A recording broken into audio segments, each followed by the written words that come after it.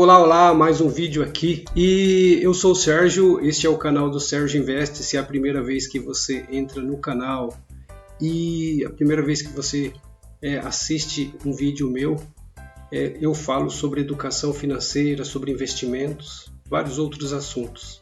Então se inscreva no canal, acione o sininho aí e também compartilhe esse vídeo, dá um like para cada vez mais fazer com que, para fortalecer aí o canal do Sérgio Investe, tá? E neste vídeo, o que eu quero falar sobre esse vídeo? Eu estou falando sobre inventário. Então foi uma live que eu fiz com o educador financeiro Rafael e ele está falando sobre inventário. O cara se especializou em inventário e ele está falando sobre isso. Então eu achei bastante importante. Eu estou dividindo em 3 partes. Se você assistir a primeira, a segunda, a terceira volta, que tem as 3 partes, vou tentar fazer vídeos curtos. E caso você queira ver a live completa, você vai lá na playlist lives, que vai estar lá a live completa, 1 hora a gente falando sobre inventário. E é bastante importante você saber sobre inventário, porque a gente se preocupa muito e muitas vezes ter patrimônio, né? Ter uma qualidade de vida melhor. E o problema é o seguinte, isso para quê? Para dar um bem-estar aí para nossa família. E a gente não se preocupa quando acontecer alguma coisa com a gente morrer, por exemplo, como que vai ficar a sua família? Aí entra o danado do inventário no meio. O inventário, ele, por exemplo, se acontece alguma coisa, você falece, a sua família fica desguarnecida. Por quê? Para fazer inventário requer um monte de dinheiro aí. E geralmente a pessoa não tem a reserva de emergência para inventário. Então o Rafael ele dá dicas falando sobre isso, tá? Então preste bastante atenção, serão 3 vídeos curtos. Então logo depois da vinheta a gente começa e se você gostou do assunto, você entra aí e assiste todos os vídeos e mais ainda se quiser para saber realmente o que aconteceu toda a live, entra lá na playlist live e assiste. Depois da vinheta aí a gente começa, tá bom? Abraço, qualquer dúvida entre em contato.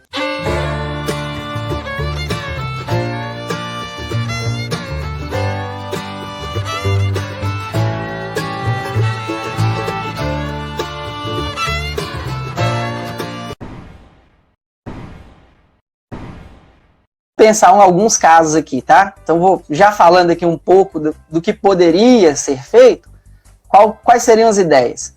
Primeira ideia é a gente faz uma doação. Então existe o processo de doação com algumas cláusulas lá de, como é que fala? Reversão, tem usufruto. Doação. Isso, doação. E incomunicabilidade de bens, porque eu estou transmitindo, por exemplo, um bem para o meu filho, e eu quero ter certeza de que, independente da pessoa que ele case ou não, que aquele bem seja só dele. Então, tem a cláusula de incomunicabilidade. Ou seja, independente do regime de casamento dele, aquele bem doado é somente dele, aquela parte. E aí, vamos lá. Na doação, primeiro, por lei, só se pode fazer 50% do patrimônio. Tá? Até não tem o imposto, e vai incidir o imposto do ITCMD, que é o mesmo que é pago no processo de inventário para os 50% do bem do imóvel doado. Qual o cuidado que tem que ter na doação? Uma vez doado, você dificilmente consegue reverter o processo. Quando eu falo reverter, assim, a não ser que a pessoa, quando a gente está falando aqui de caso de herdeiro, você tem um filho, e aí, ou esposa, algo do gênero, tá tudo certo, fiz a doação, tive um problema, precisando do imóvel de novo. Vamos reverter? Aí ela tem que fazer um processo inverso, né? Em teoria, doação de novo para você. E aí a doação de novo incide o imposto de novo. Do mesmo jeito que vai, paga, do mesmo jeito que volta, paga. Paga de novo, é mais complicadinho para fazer. Isso é uma opção. Aí tem uma outra opção que o pessoal fala assim, não, então vende os bens e divide o dinheiro. Bom, vendeu o bem, vamos dizer que você tinha comprado a casa, e aí tudo hipotético, por 100 mil, e vendeu por 200. Bom, vamos dividir o dinheiro. Não vai dividir os 200, vai ter que pagar o ITBI, que é a taxa de transferência.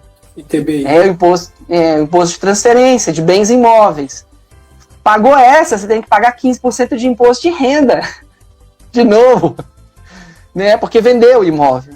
E aí o que sobrar é o que vai ser dividido entre os herdeiros. Então, mais uma vez, o patrimônio que efetivamente era para ser deixado do pai para o filho, começa a ser mordido pelos impostos. E você está perdendo. Aquele patrimônio que, em teoria, vamos dizer assim, você tinha uma casa muito boa, vendeu, vai pagar todos os impostos para transferir o dinheiro, provavelmente com o dinheiro advindo que você vai receber como herança ainda em vida, você não compra uma casa igual. Porque parte do valor foi comido pelos impostos. Então, assim, tem essa questão a ser levada em conta. Uma das coisas que o pessoal está mencionando aí, que talvez valha a pena se fazer, e também tem que observar, porque muda de estado para estado, é fazer um seguro de vida. Qual a ideia do seguro de vida? Sim. Porque o seguro de vida, independente do inventário, a pessoa ela recebe. Então, eu já ouvi isso daí mesmo, alguns educadores financeiros, falando, se eu não me engano, foi. Eu não me lembro quem que foi. Que estava comentando sobre isso daí. Você faz o seguro de vida, que o seguro de vida ele já faz a garantia, inclusive do pagamento em caso de morte de parentesco, né? Aí ele te devolve o dinheiro, ele te paga o dinheiro, que é uma das coisas que você vai precisar aí, inclusive, para resolver essas partes burocráticas. É interessante. Isso. A ideia do seguro de vida é razoavelmente boa. Mas, no geral, é assim. Eu faço um plano de seguro de vida e aí, ao longo da vida, construo um patrimônio de 1 milhão. Aí vai fazer as custas do inventário. É bem provável que, se a gente falar de 15%, nós estamos falando de 150 mil. A apólice do seguro que eu fiz é 100. Então, os herdeiros vão ter que tirar 50 mil da cartola. 50 mil do bolso. Ou de qualquer outro lugar. E aí começa as mordidas de novo. Então, tipo assim, se você não sabe nem qual é a expectativa do valor que você pagaria no inventário, fazer um seguro de vida com qualquer valor para receber de apólice é perigoso, é esquisito. Tem que fazer as contas direitinho para você ter uma ideia. E tomar os cuidados de fazer as contas sabendo o que considera cada estado. Por que eu estou falando isso? Do imposto de causa-morte, que a gente já mencionou aqui, o ITCMD, ele varia. Ele varia de 4% até 8%, dependendo do estado. Então, se você pegar aqui em Minas, onde eu estou, 5% do montante. Do montante de valor venal. O que eles chamam de valor venal é aquele que é calculado pela prefeitura. E tomar muito cuidado, porque tem alguns casos que é valor de mercado. E aí complica bem. 5% de valor de mercado é bem diferente de 5% do valor avaliado pela prefeitura. No geral, algumas prefeituras avaliam para menos. Agora, eu já vi casos no estado de São Paulo que o valor venal foi avaliado assim, para bem mais do que efetivamente o imóvel valia. E aí vai pagar o imposto sobre aquele valor. Então, a gente tem que avaliar cada caso, e acho que essa é assim, a parte fundamental do educador financeiro, falando a respeito de planejamento sucessório, é mostrar e dar clareza para o cliente do que é o risco que ele está correndo. Entendeu? Então, isso varia, tá? No caso aí que a gente está falando, o imposto varia de estado para estado. Seguro de vida, igual a gente comentou, é uma boa opção, desde que você saiba que o valor que você vai receber do seguro de vida vai cobrir basicamente o custo do inventário.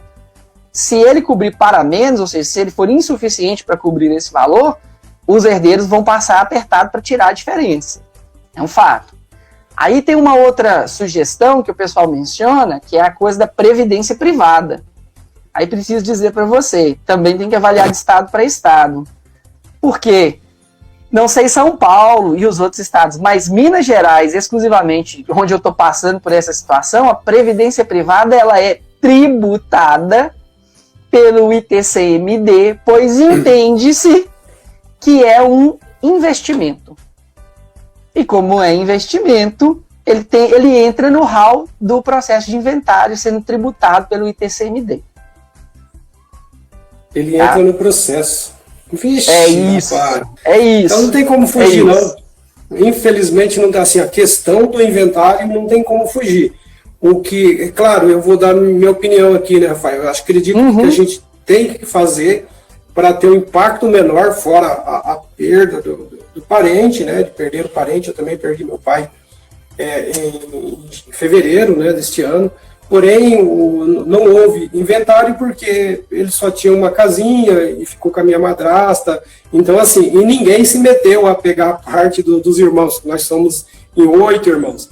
Então, assim, ninguém... Por quê? Porque não compensava. Todo o processo de inventário, ela foi lá no cartório, o cartório falou, não, isso aí vai ser... esquece aí que não compensa entrar com parte de inventário, né? Então, você usa aí até a sua morte. Então, verdade. Cara... Agora, ô Sérgio, então, diante disso tudo aí que eu te falei, existe uma que, assim, é razoavelmente melhor, mas depende da necessidade. Então, assim, como educadores financeiros, a gente precisa conseguir avaliar isso junto com o cliente. Qual é a necessidade e o que ele quer proteger? Quer proteger o patrimônio dele de inventário? Existe uma possibilidade. Vai pagar as taxas? Vai, mas a gente vai conseguir diminuir bem. Se ele quer proteger a questão da, como se diz assim, harmonia da família, e ele acha que tocar nesse assunto pode ser muito ruim, aí é o ideal, talvez, pensar num processo de doação. Mas tem que avaliar cada caso. E como educador financeiro, essa é a grande vantagem. A gente consegue fazer um atendimento personalizado para aquela família, né? Você consegue abrir os olhos da pessoa para essa questão, ou seja, ela está correndo o risco de, estando em vida, se vier a falecer, dos herdeiros terem um problema grande para poder resolver e até perderem patrimônio. E uma vez avaliando a situação do que ela quer proteger, conseguir fazer para ela os cálculos e mostrar para ela assim, esclarecer para ela, você tem essa e essa opção para poder melhorar. Então vamos à opção que, assim, eu considero mais razoável hoje, e vou te adiantar, essa opção existe desde 1979, chama aí holding patrimonial ou familiar. Vou citar para você aqui já 3 casos muito conhecidos. O primeiro é do Banco Real, que existiu e foi comprado pelo Santander. Aí você vai falar assim, mas é tudo gente que tinha patrimônio gigante, tudo pessoa rica. Só que o instrumento jurídico serve para qualquer um que tenha patrimônio, tá? O processo de constituição da holding é um processo que serve para qualquer pessoa que tenha patrimônio. Outras que são conhecidíssimas, a holding do Itaú, que também é uma empresa basicamente aí familiar, a Vale do Rio Doce e da Petrobras. Todas elas têm a holding, que são as empresas, fora a empresa que efetivamente tem o sistema de, vamos dizer assim, de regra de produção, essas holdings estão fora do processo justamente para fazer a parte de administração. A mínima vantagem disso, os bens que são constituídos dentro da holding, eles vão ser protegidos de um possível processo trabalhista se for advindo aí da empresa que faz a execução. Ou seja, no caso aí do Itaú, se ele tiver um processo trabalhista, recai sobre o CNPJ do Itaú e não sobre o CNPJ da holding que está protegendo os bens da família, né, do caso que criaram o Itaú. Então qual é o processo? A holding familiar, por assim dizer, é uma empresa. Essa empresa, ela tem a ela, quando aberta, um capital social que foi integralizado, ou seja, eu tirei parte do meu capital pessoa física e coloquei dentro da empresa. Então eu estou basicamente tirando do meu nome e pondo no nome da empresa. Por lei, esse imposto de doação e transferência, ele como se diz assim, se ele for integralizado, se o imóvel for passado para a empresa com o mesmo valor, comprei por 100 mil, estou colocando na empresa com 100 mil, ou seja, não teve ganho de capital, eu estou isento do imposto de ITBI. Então, já melhorou a vida aí.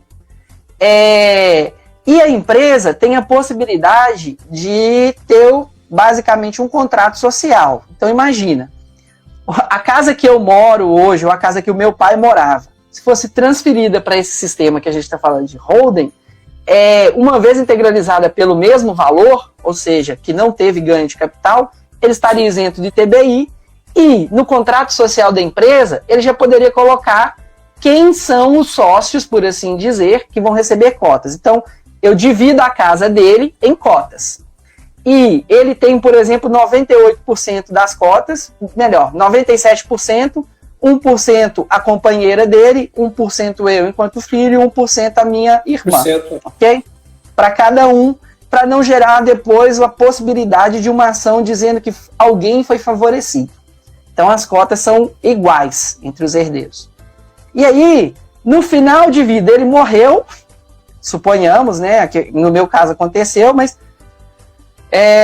em causa de morte, eu vou pegar o atestado de óbito dele e levá-lo lá na junta comercial, dizendo para que seja feita a averbação da morte dele, e a partir do momento que o contrato social descreve para quem as cotas dele vão ser transferidas, não tem inventário. Acredite se quiser. Processo que se resolve aí em 60 dias. Com taxas, se for muito caro, 600, 1.200 reais, dependendo de um estado para o outro. Então, assim, de todos...